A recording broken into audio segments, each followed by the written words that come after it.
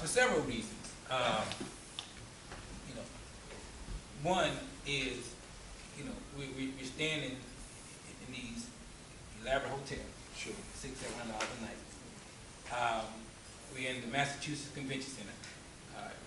Written that out. Registration was $600 registered. You had to travel there, etc. My issue was that why not have a conference on one of the HBCU campuses? Okay. So that leads into my question. So the Nielsen company reported that by 2015, Sure. by 2015, next year, that the purchasing power, or buying power, of Black Americans will be $1.1 trillion.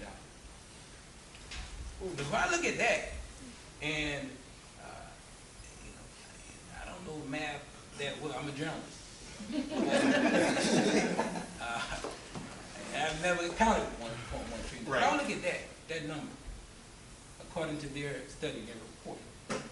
Why are so many of our institutions, our Black institutions, our Black businesses, our Black community centers, Conncat, etc., struggling when we have that much buying power and purchasing power?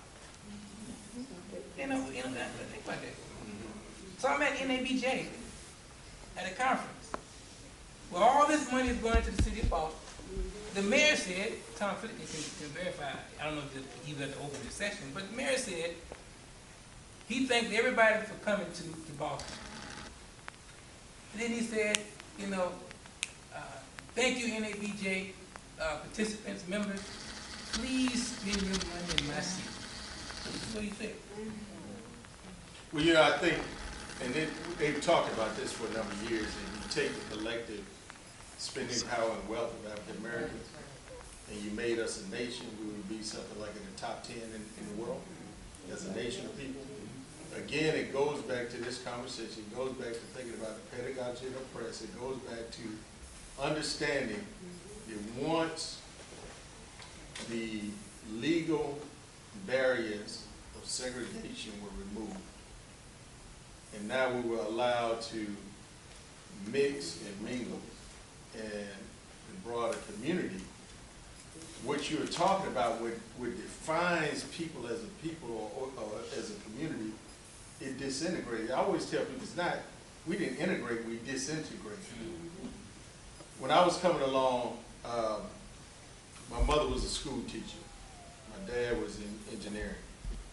But I never forget, I have an older brother, came along in the 70s. When integration first hit, and they wanted to integrate, so-called integrate the school system, this is what took place.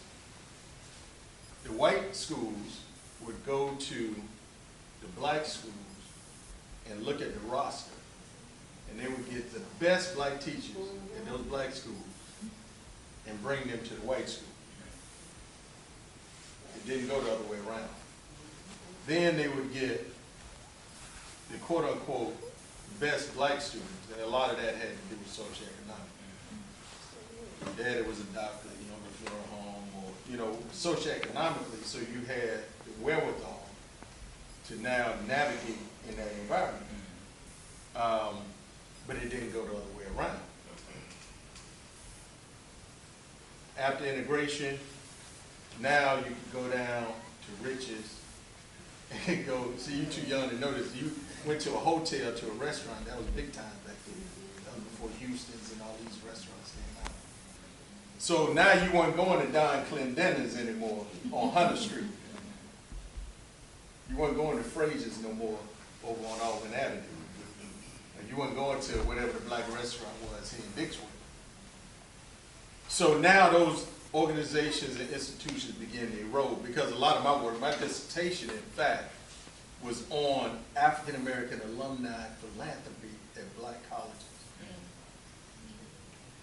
Now there was a study done and it said if you control for wealth, African Americans have the greatest propensity for philanthropy.